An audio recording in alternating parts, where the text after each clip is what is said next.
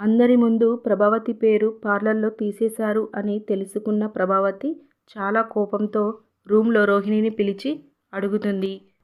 నేనే ఈ విషయం చెప్పాలనుకున్నాను అత్తయ్య అని రోహిణి ప్రభావతితో అంటే ప్రభావతి చాలా కోపంతో, ఎప్పుడు ఈ ప్రభావతి నీ కళ్ళకి వెర్రిదానిలా కనిపిస్తుందా? నీ పార్లర్లో జుట్టు కత్తిరించి పారేసినట్టు ఈజీగా నా పేరుని తీసి పారేశావా?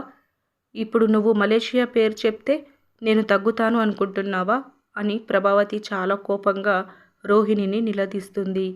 రోహిణి చాలా భయపడుతూ ఏడుస్తూ మీకు ఇచ్చే డబ్బులు ఇచ్చేస్తున్నాను కదా అని రోహిణి అంటూ ఉండగా అంటూ ప్రభావతి కోపంతో రోహిణి గొంతు పట్టుకుంటుంది. ఏంటే ఎదురు సమాధానం చెప్తున్నావు? ఛీ అని చెప్పి గొంతు వదిలేస్తుంది. ఇది కాకుండా ఇంకా ఏదైనా దాచావా? ఇప్పుడే చెప్పు అని చాలా సీరియస్గా గట్టిగా ప్రభావతి అడుగుతుంది. రోహిణి చాలా భయంతో కంగారు పడుతూ ఉంటుంది.